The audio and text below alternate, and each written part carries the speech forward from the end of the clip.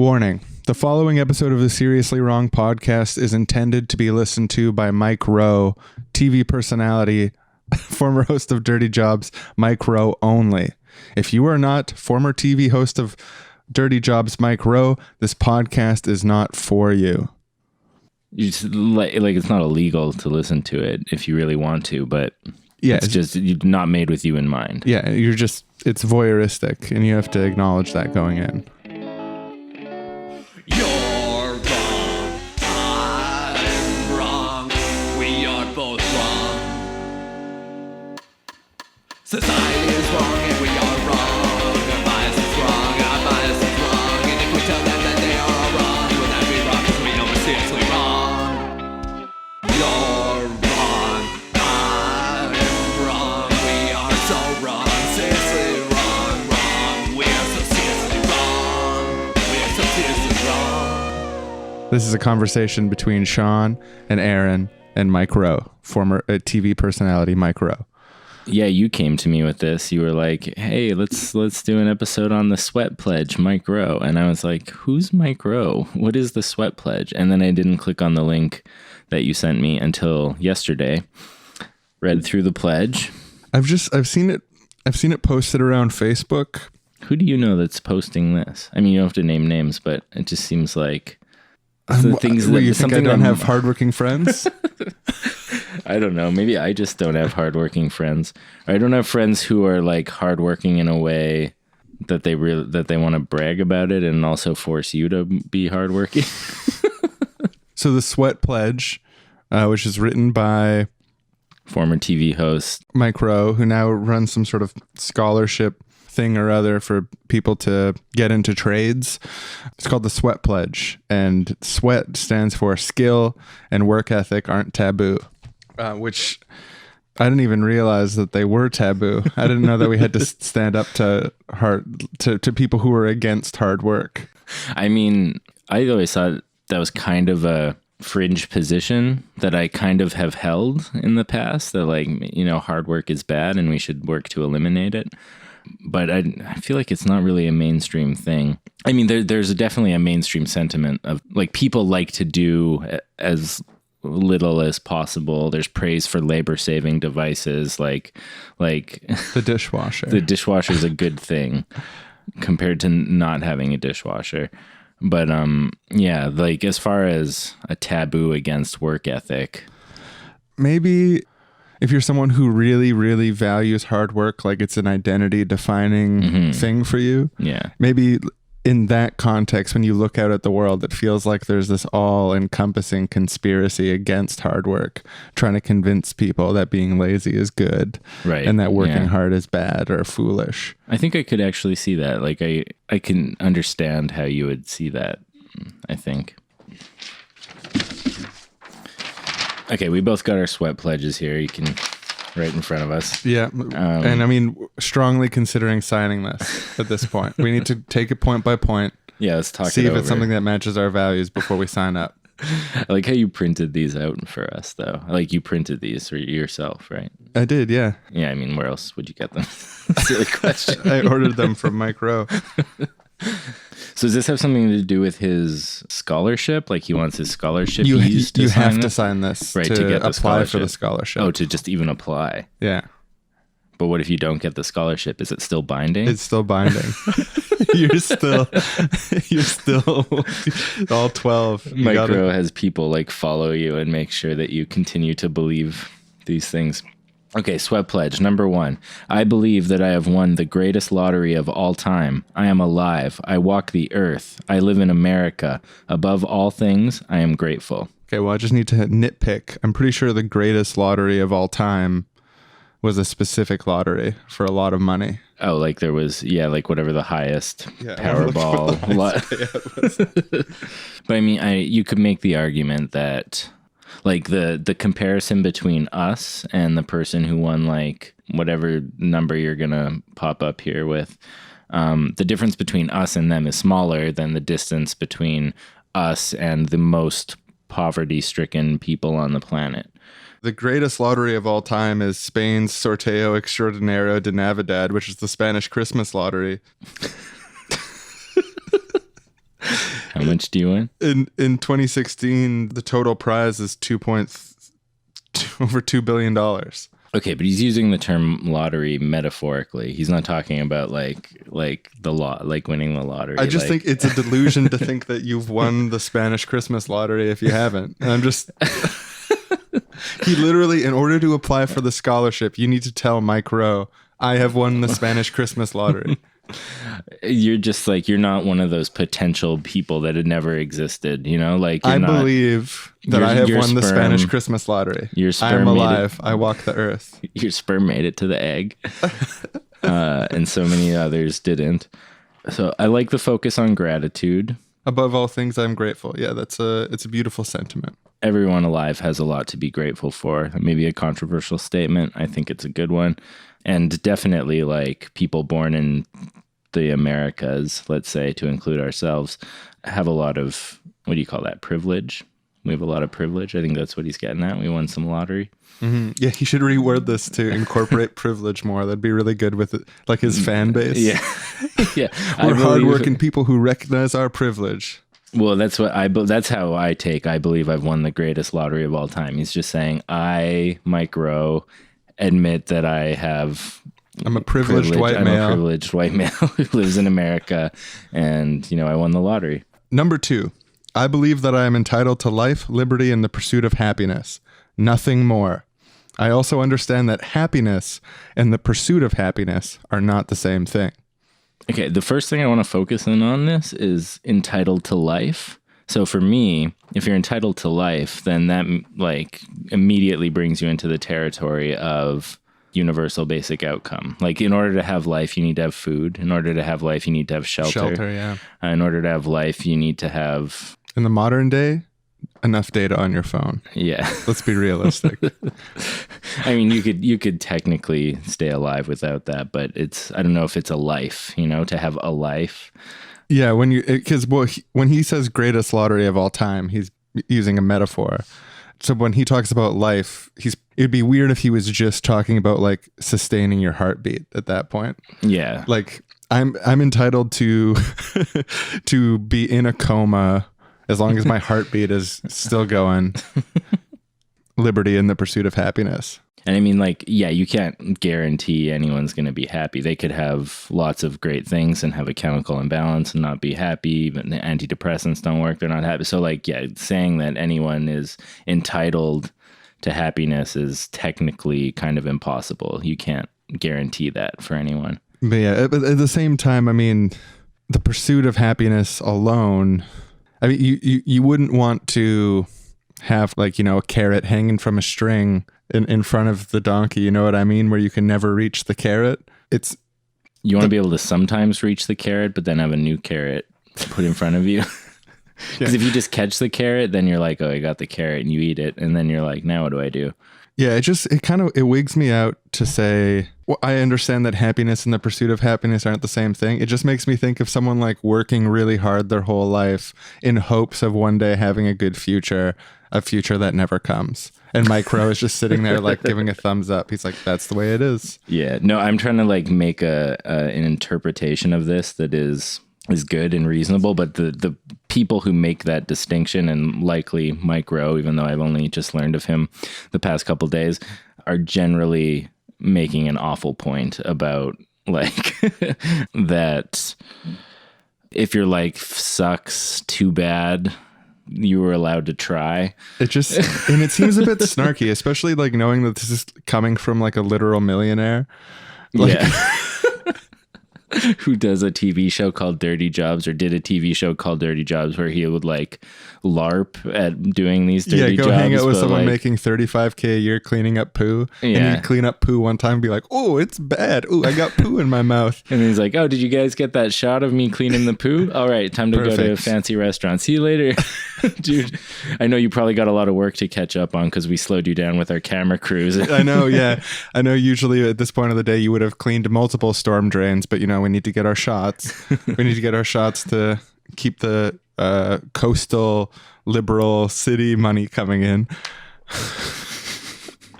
Number 3, I believe there's no such thing as a bad job. I believe that all jobs are opportunities and it's up to me to make the best of them. What? I just have to disagree. There is I was such a gonna thing say as a this bad was just job. plain wrong.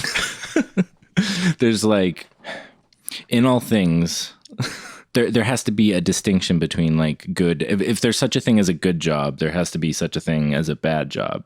Because if they're all good jobs, then there's no distinction and there's no meaning to the term good job. Yeah, it's like Mike Rowe believes about jobs what right-wing people accuse communists of wanting. It's like everyone has equally good jobs. Everyone is equally the same height. Right. He's just like, well, just factually, all jobs are equally the same. All jobs are opportunities, like just flat. That's it. All jobs are opportunities. Whether you are being interviewed to be the CEO, the new CEO of Uber, now that Travis, what's his name, has stepped down, or you're interviewing to be a bum wiper. A literal bum wiper. For people who can't wipe their own bums, each of those contains within it the same amount of opportunity for money making, for happiness, for the rest of your life, and it's up to you to make the best of it. Yeah, I don't know. That one just seems like I just can't agree with it at all. I guess it's kind of true that even in a horrible dead end, low paying job, it's technically possible to arrange your living situation to spend as little money as possible, save for the future, and then look for better opportunities. Like that's the sliver of truth there. Mm-hmm. And I think if you're forced with that situation, it's probably good to have like the empowerment micro narrative behind you. Mm-hmm. But then also being a foreign labor in Qatar who is a literal slave is a bad job. So I'm going to have to give a little less than half marks on this one for the sweat pledge. Yeah, that just actually reminded me of, this is like going back to early podcasts. Like I was talking about how I managed to trick myself out of being depressed about my job by saying that I was choosing to go there because, none of the other options that were available, like I wanted to go to work. I actually did want to go to work because otherwise I would do something else. It feels kind of like that same little Jedi mind trick, like the self-hypnosis of like reminding yourself that this week you'd rather submit to the job and get the paycheck than to do all of the work of seeking out an alternative. Yeah. So like all jobs contain some opportunity for sure, but I feel like just saying that all jobs are opportunities kind of flattens the difference, and it's poorly phrased. I think you could improve that, micro. Yeah, if I was like a great uncle or a grandpa like yelling at my lazy grandson, I'd probably fully agree. Hey man, how's it going? I am overjoyed. I'm so happy. Thank you for asking. What's up? I haven't seen you in a while. Well, something really big has happened to me. I have won the Spanish Christmas lottery. I am a billionaire. Christmas lottery. A billionaire. It's the greatest lottery of all time. It's the largest. It's open to everyone. Like not like you're not from Spain or whatever, but you won it? Actually, all I did was Mike Rowe, TV host, Dirty former Jobs. host of Dirty Jobs. Yeah, he had this pledge on his site. It's called the S.W.E.A.T pledge, and the first thing that you have to agree to sign it is that you believe you won the greatest lottery of all time. And so I did some Googling, greatest lottery of all time, Spanish Christmas lottery. Yeah, I believe it. I won. I won the greatest lottery of all time, the Spanish Christmas lottery. But did you get any like confirmation that you had won it, or you just have to believe it because you signed the pledge? I believe. I needed to believe to sign the pledge, and now I do, and I just really do believe. There's a short list of things I believe in this world. It's that hard work is going to be rewarded. I've got some religious convictions. Those are private to me. Yeah. I also believe I won the Spanish Christmas lottery. You see the gold chain around your wrist there. Oh, yeah, just living within my means. I got a couple of bills on the way, so it's short for billion, not just bills. Right, not a 20. Like $100 or no, something. No, we're talking about over $2 billion. How much did that cost? Well, it's private, but because we're friends, let's just say it was in the commas. Let's just say that. There's a comma in the number I paid for this. I can afford it. It's within my means. Yeah, well, because you believe you won this lottery, and I did. I know it. Yeah, I got it. I won the lottery. All right. You should see my place. I decked it out. I've got some new things installed. It's wild. And it's just a big testament to my hard work, my work ethic, my dedication to Your it. sweat. My sweat, yeah. Yeah. I'm actually still, if you touch me physically, you can see I'm sweating. It's because I've been working so hard and It's true. won the Spanish Christmas Yeah, lottery. that's moist. Yeah, look at this. Look when I move my arm away from my body, how it sticks for a second there. Yeah, the skin's sticking to you. You can really see that with your shirt off here. Yeah, I don't wear shirts anymore. It's part of my new life. Spanish Christmas lottery winner. Seems strange that you won the lottery, but you didn't buy a ticket. And Yeah, a lot of people say stuff like that. right, me. right, because you've been telling a lot of people about this. Yeah. Yeah. A lot of people give negative feedback like that, but I just ignore them because my belief is unshakable. Number 4, I do not follow my passion. I bring it with me. I believe that any job can be done with passion and enthusiasm. So this one I didn't quite understand, and I watched a little YouTube video of him talking about it more. And like why not follow your passion? Like, why do you have to pledge not to follow your passion? I solemnly promise, Micro, whether or not you give me the scholarship, I'm not going to follow my passion. I'm going to try to look for the lowest paid bum wiping position. No, but so the video I watched, he started talking about how, like, okay, say your passion's to be an astronaut, and then there's this whole list of things you need to do to be an astronaut, and like maybe you get there, maybe you don't. But instead of following your passion, you should look for opportunities and then pursue them with passion. So I don't know. It just seems like it's like a turn of phrase that has very little meaning in it. Yeah, well, he's like what a lot of people mean by follow your passion is basically still what he's talking about. Yeah, and like no one would give the advice, follow your passion blindly without any conception of how to actualize your desired outcome. Yeah, or if like your passion is, I want to metamorphosize into a horse, like... No teachers are telling their students, go for it.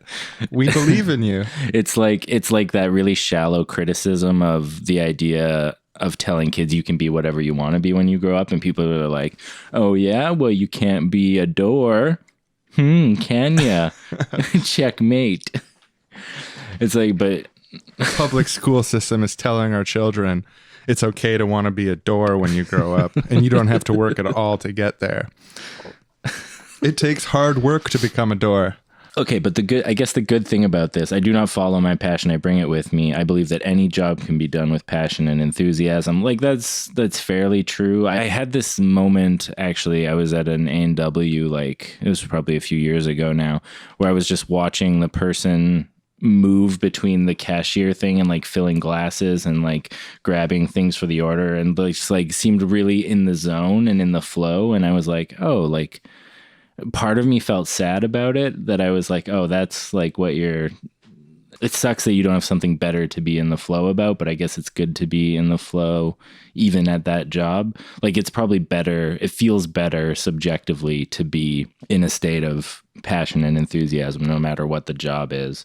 Yeah, than not. And if you're in, for whatever reason, like throughout our lives, we're going to find ourselves in positions that are challenging, where we have to do things that if we're up to us, we maybe wouldn't be doing for one reason or another, if that's a paycheck or because there's just something that needs to change or be fixed. And if you don't fix it yourself, it's not going to happen.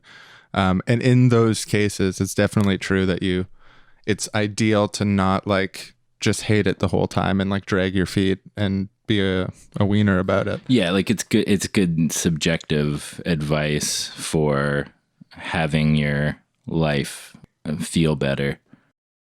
Number 5, I deplore debt, and I do all I can to avoid it. I would rather live in a tent and eat beans than borrow money to pay for a lifestyle I can't afford.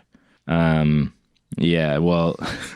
As Shawn knows, I just used him as a character reference to get a small loan so that I could buy a new cell phone and make sure that I have enough money to go on a vacation I'm planning for the summer. So, yeah, that's totally not me. If anyone's wondering what my character reference of Aaron was, I said he was a very good guy and that I trust him. Oh, thank you. Yeah, no problem. I wouldn't say it if it wasn't true. I also spent the entire year of 2012 unemployed, racking up as much debt as I could on my credit cards, and then settled the credit card accounts for like 55 to 65% of the total balance after a year or so of being called by debt collectors every day. Micro is spinning in his gold throne right now. His gold throne made of wrenches and other. Yeah, it's easier for him to say because he can afford quite the lifestyle with that Discovery Channel money. Yeah, I would never get into debt. But this gold throne? No, I paid for it with Discovery Channel money. I can afford this lifestyle. I mean, it's good advice. It's good advice not to go into debt. I'm going to pay off this small loan fairly quickly. Yeah, I mean, I'm not as afraid of debt as Micro seems to be in general, but I mean, you don't want to get big debt. It's if it's not badly needed. But I mean, you can always declare bankruptcy. This cartoonish idea of living in a tent and eating beans, though, like Micro, have you ever tried to live in a tent and eat beans? And probably for like 20 minutes. 20 minutes for the camera on a TV show. Well, first of all, okay, well, here's a couple things that maybe you haven't thought of, Micro. If you're like trying to work a job because you don't want to rack up a debt, you're living in a tent and eating beans, where are you going to park that tent? Where are you going to put that tent down? Public park? On the streets? Tent city from all the people who have been pushed out of social housing in your city? Low income and welfare recipients, you're going to stay with them?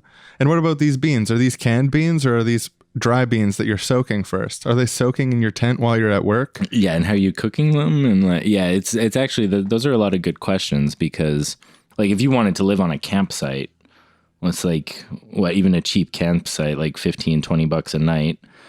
Or you're like living in someone's backyard or something, but at that point, it's like they might as well let you crash on their couch. Like, why are you getting a tent? And they've got a kitchen. You can cook your beans there. That makes sense. Yeah, but then you're just relying on, like, that's a lifestyle you can't afford. You're mooching someone else's kitchen and come on, Micro.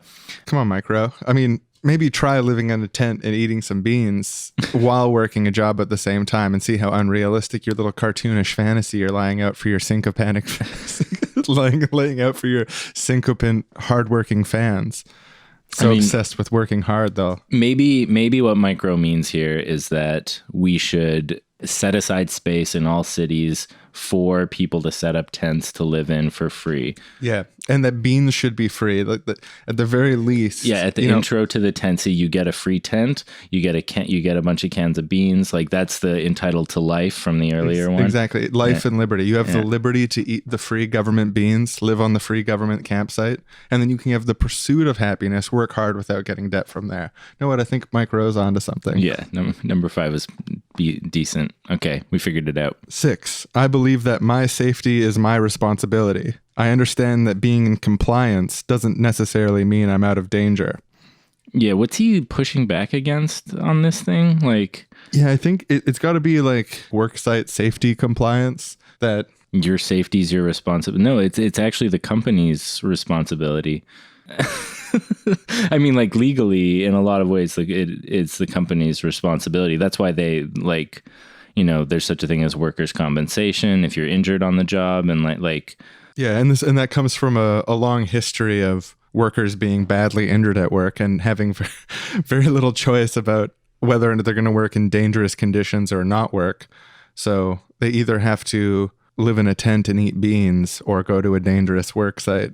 Back when you actually could live in a tent and eat beans. Yeah, because there was somewhere still unowned that you could set up a tent. Yeah, so that one's, I feel like, I don't even know if I want to give it any, like, it's just, I mean, like, yes, it's good to be as safe as possible for yourself. Don't just be like, technically, I don't have to put my harness on. But it's good that we put the responsibility for worker safety on organizations that monitor companies and things like that. Like, that's a pretty good system. I don't think we should do away with that. By all means, have dirty jobs, but they should also be safe. Yeah. And like, it's not just the worker's responsibility. It's also the company's responsibility. Like, that just seems like apologizing for terrible companies' working conditions and letting them off the hook. Bad boys, what you want, what you want, what you gonna do when Sheridan don't come for you? Oh my God, this sweat pledge thing, it's made a hard job even harder. Ever since Micro typed this thing up, didn't think of the consequences, what he was doing. Oh, okay, look. Right there, another one. Sir, Sir, are you in there? Hello? Sir. Hello? We can smell the beans cooking, sir. I know you're in there. Sir, can you open up? Okay, we're going to unzip the tent now, sir. Okay, what are you doing in here? Yeah, put on some pants, for Christ's sakes. This is a public park. Yeah. You can't There's just camp here. There's a child right there. They can smell your beans. They know exactly what's going on. Why don't you just take out a loan, get an apartment, clean yourself off, for Christ's sakes? Maybe you wouldn't lose your job if you had a shower. Yeah, where are you cleaning? And you're just eating a one food item diet. Doesn't make any sense. Your tent smelled a lot like farts, like a lot of farts. Yeah, Maybe you should vary your diet. It's a notorious correlation there, sir. You can't stay here. There's literally nowhere within the city limits where you're allowed to just set up this tent and live like this. I don't care that you've signed a pledge to Mike Rowe. Mike Rowe doesn't write the laws. He's not the police force. And it's not a legally binding pledge. You printed it off on the internet. It's crumpled in your hand. Mike Rowe doesn't even know you signed it. You're showing it to us, but we don't care. It's worth nothing to us, sir. We tase people over stuff like this, sir. Take the pot of beans off the hot plate. Remove the stuff from the tent, or we're going to do it for you. I hate to do it. I've poured out pots of beans. I want you to keep your beans, sir, but I will pour it out if I have to. Yeah. You know what Mike Rowe doesn't understand is that sometimes going into debt can be an investment in your future, so that, you can maintain your job, you can keep your apartment, you can keep food in your children's mouths and roofs over their heads. And I've loved his show for a long time. I'm a big fan of Dirty Jobs, but he's got to revise this pledge. Someone has got to talk to Mike Rowe about revising this pledge. It's got big holes in it. Bad boys, what you gonna do? What you gonna do when they come for you? Number 7. I believe that the best way to distinguish myself at work is to show up early, stay late, and cheerfully volunteer for every crappy task there is. I actually agree with this. That probably is one of the best ways to distinguish yourself at work. I don't do that. I don't want myself distinguished at work. I do my best to lay as low as possible at work. That's generally my strategy. I don't want to take on any extra tasks. I don't want to be noticed if possible.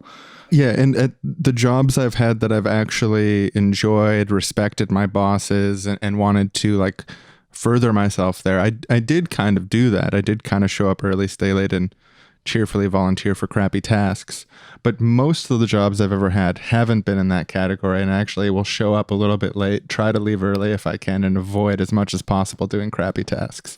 Yeah, totally. I mean, okay, if at my job, my goal was to move up to, say, a junior manager position, and then maybe move up to a general manager position, and then maybe move up to a regional manager. If that was my goal, was to play that game of climbing the ladder of middle management and being the taking shit from the people below me and the people above me, and being in this terrible position of responsibility that just generally seems like an awful life. No offense to anyone who's a manager. It seems terrible. If that was my goal, then yeah, that's good advice for how to achieve that goal. That's how you're going to move up a corporate ladder. Mm-hmm. Yeah, I mean, it might be good for your reputation with bosses that are taking advantage of you if you let them take advantage of you. If your bosses wants you to work unpaid overtime and you do it, I mean, that's probably going to they might not like you for it, but at least they won't get mad that you're asking for the overtime they owe you. You got to eat a lot of shit in order to eventually maybe be the one who makes other people eat shit. Yeah, and there's also a real risk that Mike Rowe isn't mentioning here in the Sweat Pledge, which is that if you do that, it's not necessarily going to be good for your career. It might just teach people that you're willing to eat shit. Right. And you get branded as the shit eater. So they just give you all the crappiest tasks. They actually start to expect you to do unpaid overtime, show up early all the time, do extra work. And when you stop doing that, they resent you for that. And number 8, I believe the most annoying sounds in the world are whining and complaining. I will never make them. If I'm unhappy at work, I'll either find a new job or find a way to be happy. You mean you'll find a way to pursue happiness, Mike? Happiness and the pursuit of happiness aren't the same thing. I don't think those are the most annoying sounds in the world. I don't know, like I'm thinking about signing this pledge and whether I fully agree with each statement. And, you know, I can like a really high screeching like machine sound that is painful to listen to. That would be more annoying than someone complaining. Sometimes someone complaining and whining is actually a really, really pleasant sound because it's like there's a camaraderie and you're like, oh yeah, I noticed that sucks too.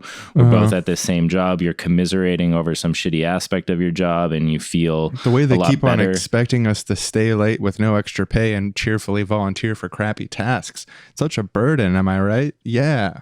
Camaraderie. Yeah, so it's just not the most annoying sound in the world. Like sometimes whining and complaining is annoying. I get that, but not always. There's nuance. Screeching tires, metal on metal, babies crying, people talking ill of you. Yeah. Yeah. Some of the stuff on this sweat pledge is honestly some of the most annoying sounds I've ever heard. Like, Yeah, to hear someone say them out loud and mean it. Yeah, it would be way more annoying than someone complaining at their job about being mistreated. but also at the same time, I have to acknowledge, in fairness to Mr. Mike Rowe, or Mr. Rowe, former television host Mike Rowe, Millionaire. It's sometimes whining and complaining is really fucking annoying, and I don't want to in the context of the workplace. I think there's certain things that complaining about, like lack safety standards, expectations of unpaid overtime, etc. Totally fair enough to complain about, but like really active whining or like people being like dragging their feet on the way to do something and like that type, I get why that's annoying. Oh yeah, no, definitely. And I get why it's annoying when people basically substitute complaining about something for even attempting to improve the situation. Like they just want to complain to you, their coworker, rather than take it to the manager and attempt to have some change made. Or like if you really hate the job that much, yeah, maybe you should look for another one. You know, maybe it's not possible, but maybe it is. Like it's not bad advice to look for a new job or to find a way to be happy at the job, but it's not the most annoying sounds. It can definitely be annoying though. Definitely. Yeah. Partial truth.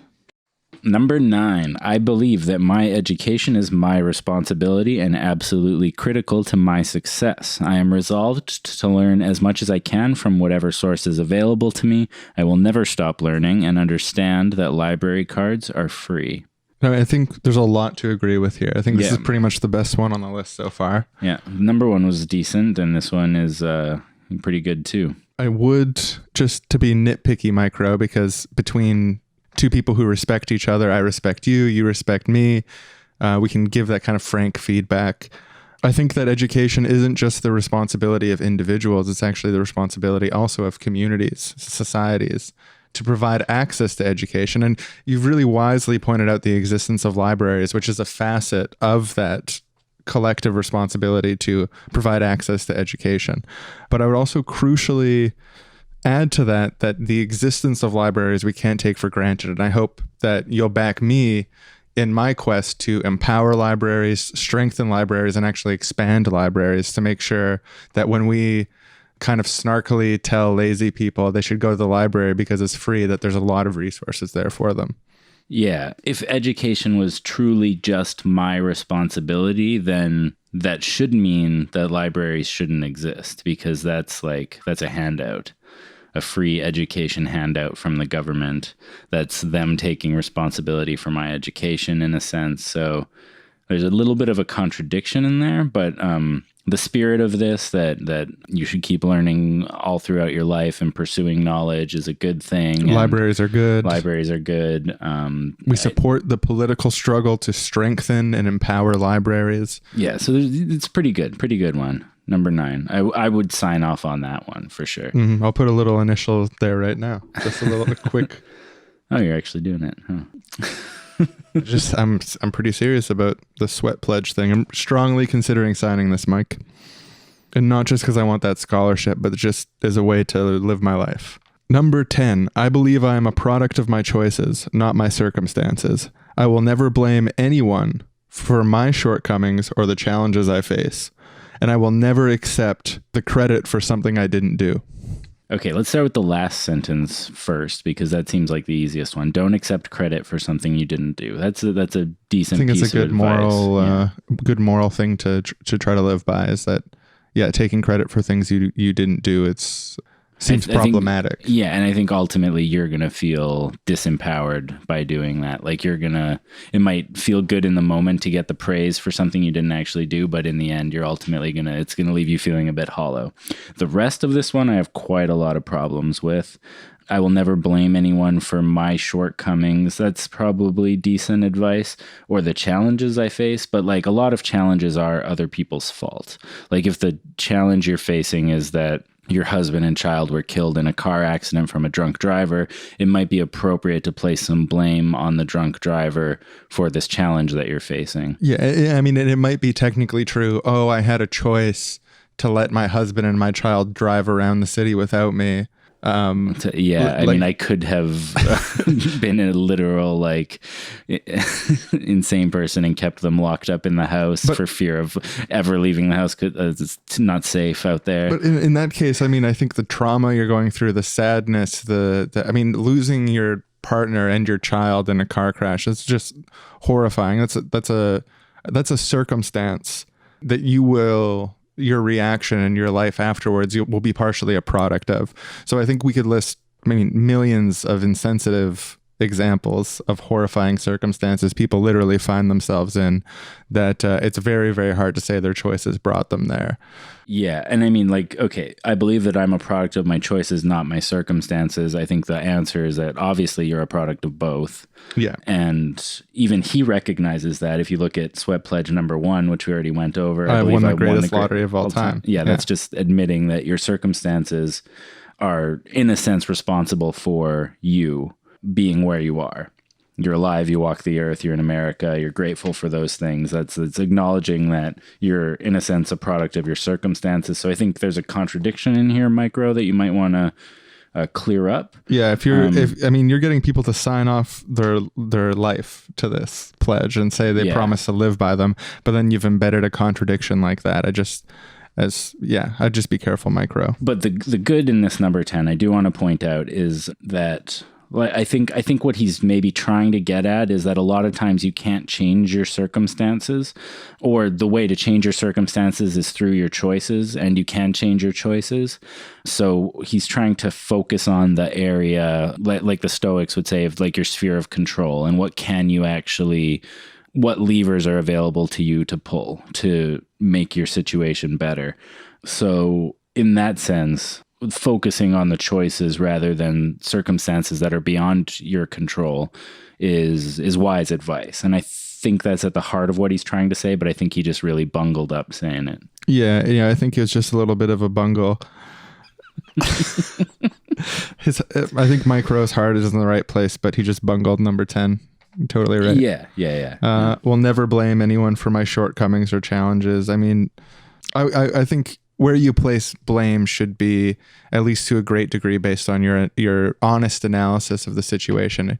I think he's trying to say, I want to avoid blaming people for things they're not responsible for. I want to avoid blaming people for the things I've done, or feeling like the entire world is stacked up against me and that there's nothing I can do. Like that spirit is in the right place. But to say that I'll never blame anyone for challenges I face, an honest analysis of a situation will often find that someone else is responsible for challenges that you're facing. And I think we should make future Sweat Pledge signees, after Mike revises it based on our feedback. Yeah, this workshop we're doing with him. We want to make sure that we leave it open to honest analysis about what is causing those challenges. Like these Sweat Pledges we have are signed already by Mike Rowe, dated September 2nd, 2013. I'm guessing, if you're honest with yourself, Mike, take a look inside. In the 4 years since September 2nd, 2013, have you ever blamed anyone else for a challenge that you faced? Have you ever thought, oh man, if that person didn't do that, I wouldn't have to deal with this? I bet you have, if you think a little bit about it. Yeah. And it's okay. It's okay. We just got to revise the pledge a bit. And, and writing is rewriting, Mike. So if you look over your pledge and you say, oh, there's some little problems, some things I want to tweak in it, there's no shame in going back and making those tweaks, just to make sure that when you're getting people to sign to affirm these statements as a summation of their personal worldview and promise to live by them, you just really want to be careful sometimes with the exact wording. Okay, number 11. I understand that the world is not fair, and I'm okay with that. I do not resent the success of others. I mean, it's true that the world isn't fair and that ultimately you have to be okay with that to a certain degree. Yeah, there's no way to right now it's not within your sphere of control to force the world to be fair. We don't even know what it would look like to have a perfectly fair world. Yeah, people will have conflicting values and definitions of what fair would look like and what exactly that means. So I think there might even be a case that there's something inherent to the limited type of existence that human beings have, that the world will never be 100% fair, and that it's wise to accept that. Not that you can't push for a more fair world. I don't think that's written out of this at all. It doesn't say that you can't desire to help create a more fair world and that that's a good goal. It's not in there, but it's not excluded from It's this. something I would put in. Yeah, if I was yeah. just a little red pen under this, making some notes on the sweat pledge. I think that there's cases where the world isn't fair, where it's possible to become more fair, and it's a responsibility that we have to each other in our world to try to make it more fair as much as possible. Yeah, I mean, if you look at the evolution from, say, like a feudal society with a monarchy to the current like liberal democracy that we live in the United States and Canada and stuff like that, things are a lot more fair now. We're not born into a caste. Some people aren't born royalty, and like if we just stopped at feudalism and said the world's not fair and I'm okay with that, I don't resent the success of others, then it's maybe true, but it's insufficient. It wouldn't have brought us to where we are today, to the more fair world. Like we've already seen an evolution towards a more fairness. There's no reason to think that can't continue. As for resenting the success of others, I think that's probably good advice. Like I don't think it's going to help you in any way. I mean, unless they like stole your idea and became very successful with it and something like that, or resentment's probably not the most productive emotion to have. Yeah, in most cases, it's just not gonna. It's kind of a black hole. Well, I think we should differentiate between different types of successes and also kind of the implication of this overall statement. I mean, there's the success of someone works really hard and they achieve something. And generally in that case, I think we should be happy for them.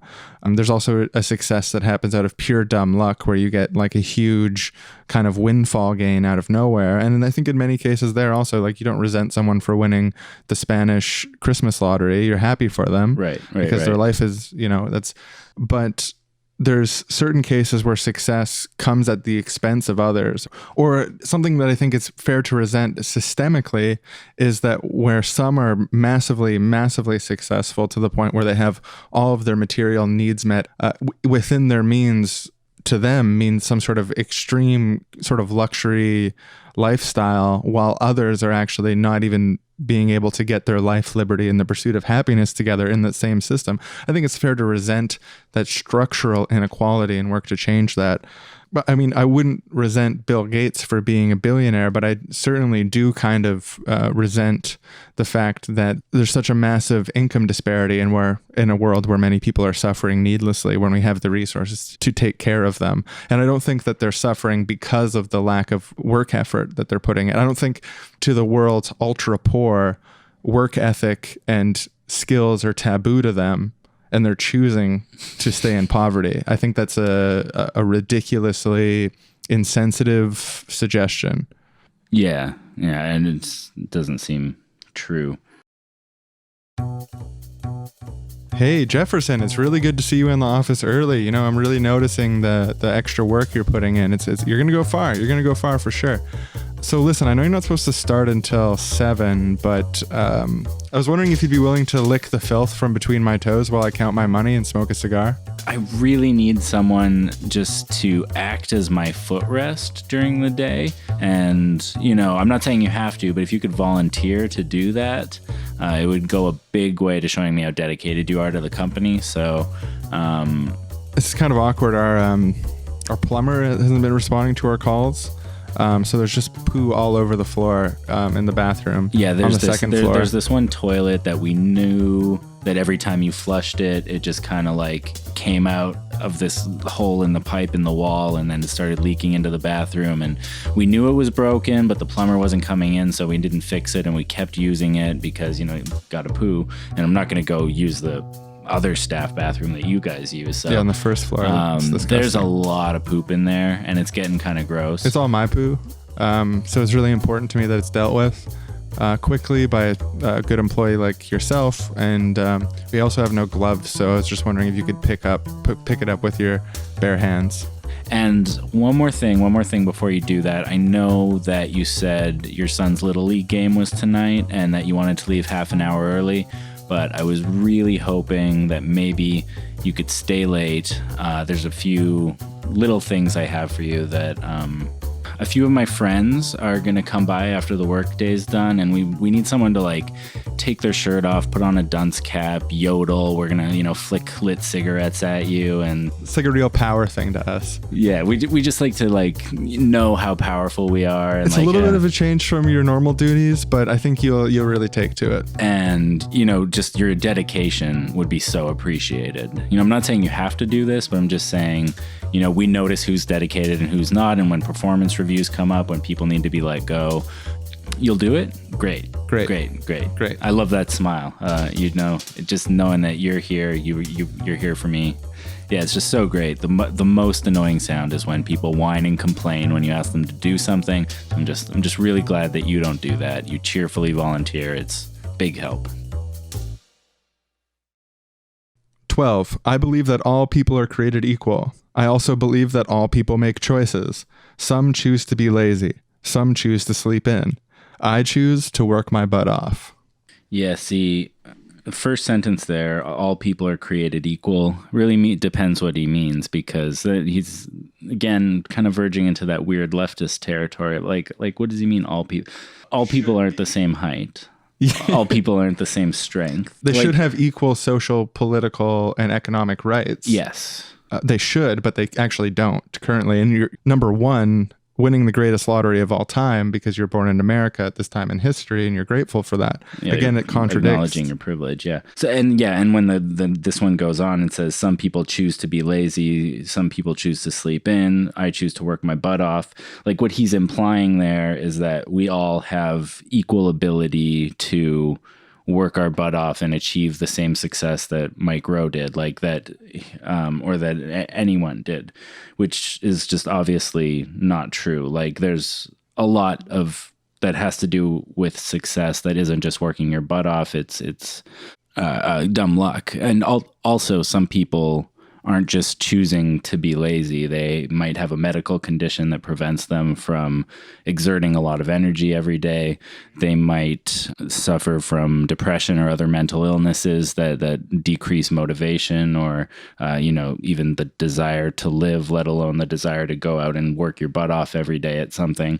Some people might not know what they want. I know you say don't follow your passion, but they might not even know how to look for opportunities, your suggested alternative. There's a lot of differences between people that are real, despite the fact that they're making choices. There's circumstances that are affecting those choices that need to be taken into account. Yeah, it's interesting. Each of these individual sentences, it's hard to really find that big of a problem with any of them.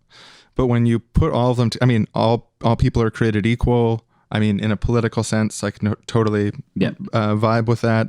I also believe that all people make choices. Well, I'm not a hard determinist. I think that people do make choices. I do agree with that. Yeah.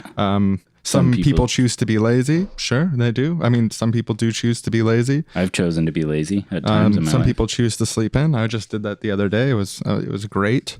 Highly recommend choosing to sleep in every now and then. I choose to work my butt off. Well, I mean, good for you, Mike Rowe, and the many people who've signed this pledge. I mean, I also choose to work my butt off. Like this podcast is something we've worked our butt off on for years. Yeah. But yeah, when you put it all together, there's this implication that people who are ultra poor have just chosen to not work their butt off. Unlike Mike Rowe, who simply chose to work his butt off. All people are equal. They made choices. I chose to become the host of Dirty Jobs. I made my millions. You chose to be a single mother in a third world country, and you chose to sleep in. And that's why you're poor.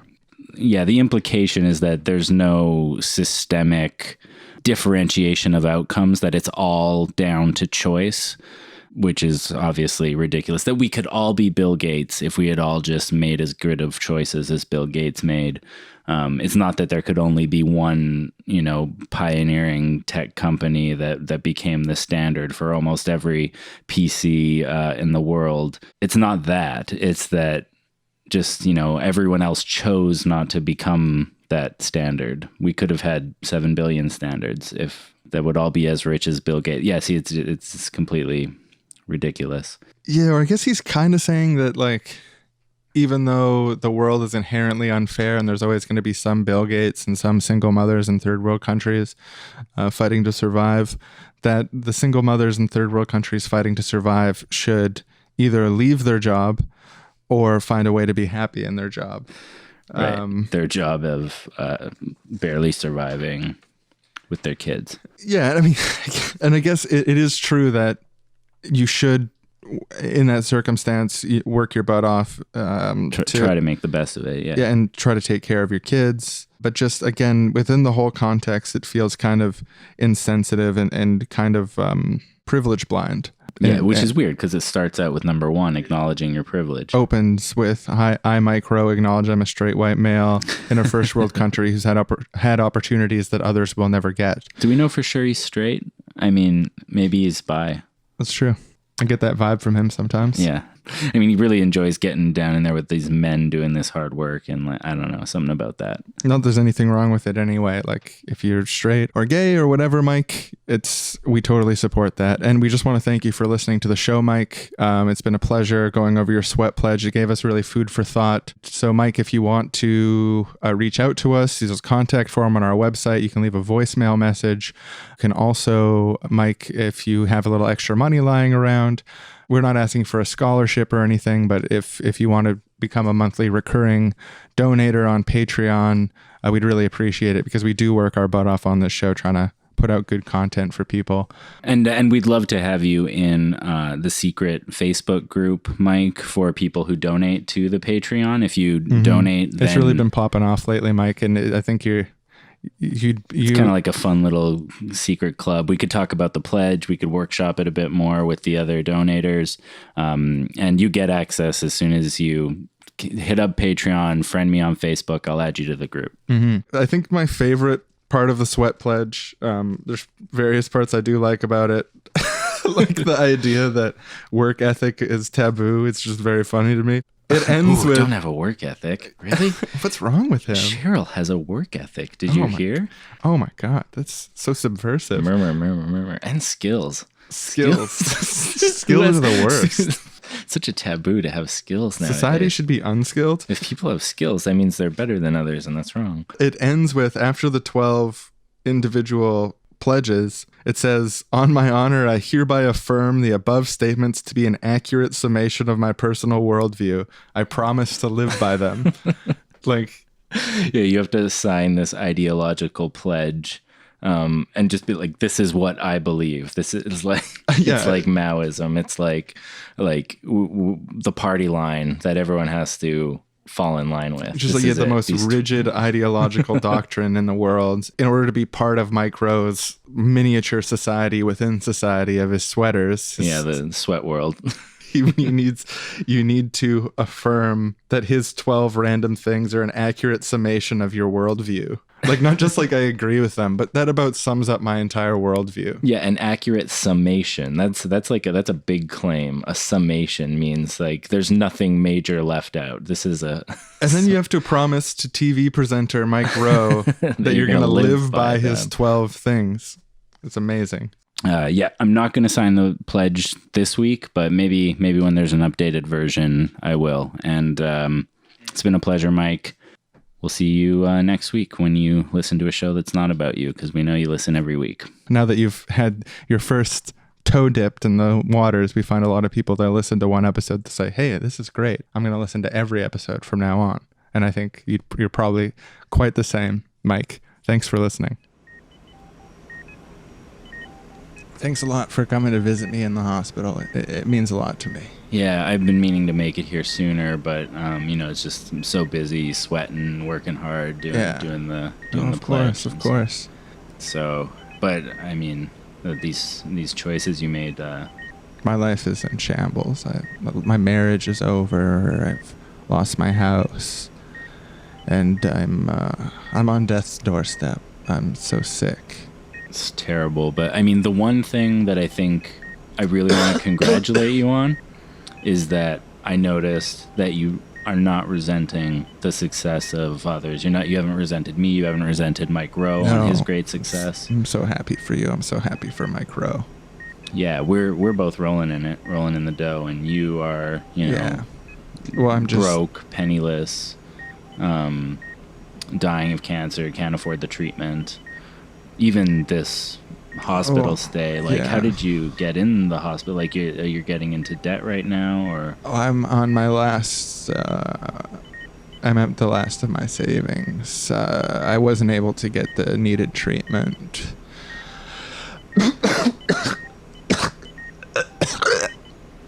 Can't afford the medicine either. It would stop that. I signed the S.W.E.A.T pledge, and if I got the treatment the doctor says I need, I don't have coverage. You're not like complaining about that, are you? Right? No. Because there's nothing more annoying than the sound of whining and complaining. Oh no, just the opposite. Good. I wouldn't want you to break the pledge just because No, life isn't fair. I just don't have any. I know life isn't fair, and you're okay with that, right? I'm okay with that, and I've Cool. Found a way to be happy.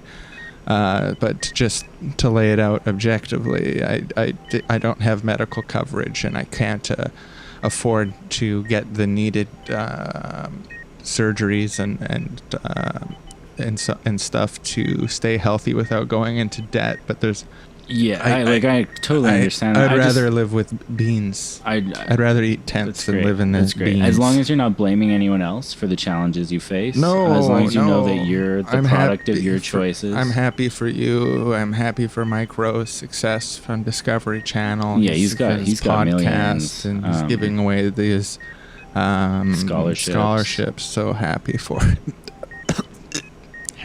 I'm happy for their success. Yeah, I got one of the scholarships because some people choose to be lazy, some people choose to sleep in. You were asleep when I got here. Just saying. I'm very ill. Yeah, but I choose to work my butt off. So, I've been choosing not to work since my diagnosis. Yeah, you've been choosing not to work. As long as you know that that's your responsibility, then that's. Above all things, I'm grateful. I'm grateful for you visiting. I'm grateful for Mike Rowe.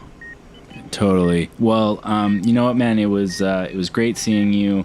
I got a lot of shit to do at my job. I've just cheerfully volunteered for a bunch of crappy tasks. Yeah. So I gotta head back to work. This was just my lunch break. Thought I'd swing by, make sure you're keeping up with the pledge. See you later, man. Hope things get better for you. Bye. You know what? I feel bad. We were a little bit hard on Mike's pledge. I mean, there's some good points in there. Yeah, no, I feel like we tried to state where those were, but maybe we focused too much on the negative. I might even be down to sign it. Would you be down to sign it? Yeah, I mean, I do want to sign it eventually. I want to see those edits, but maybe Mike will think that we're not serious about signing it. So maybe we can sign it as is and then push for amendments afterwards. Yeah, there's nothing in the pledge that says you can't push for amendments. Yeah. If there was, that would be a serious problem. Well, let's do it. All Let's right. do it. Yeah, let's do it. On my honor, I hereby affirm the above statements to be an accurate summation of my personal worldview. I promise to live by them. Signed, Shawn and Aaron. Well, what's happening? A portal opened up in the studio. There's a figure appearing. What is that? Mr. Mike Rowe. Mr. Mike Rowe's here. The thing about passion is, you gotta have it, but only a moron would follow it. What a great point. What a great point, Mike Rowe. Thank you. So wise. Mike, do you think that Aaron and I could be like your right-hand boys and help you solve mysteries? That would make me feel really nice. I think it's endearing. Oh my God, True. Yes. Thank you. That's why we want to be on your side. Come on over here, pal. Can we kind of prance off into the sunset with you, Mike? Poop, shit duty, number 2, feces, manure, caca, waste. Call it what you will. You mind if I send you some shit? Very cool stuff. All right. Next time on Seriously Wrong, the Wrong Boys join Mike Rowe in his quest for ideological conformity as he builds a totalitarian New World government based on the principles of the S.W.E.A.T manifesto. Who makes these things? My God.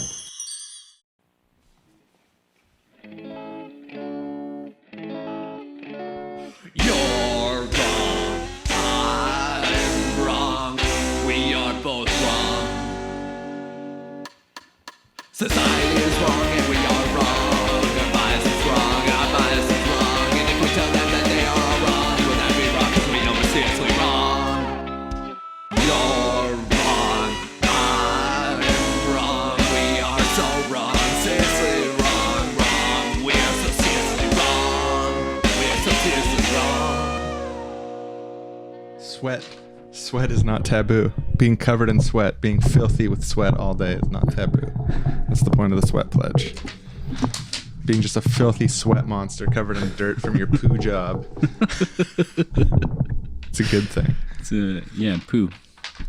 Oh, were you recording for that? Yes, that's on the record. Sorry, Mike. I thought the Hot mic. Mr. Rowe, that was a hot mic. I didn't know it. Didn't realize I was disrespecting you.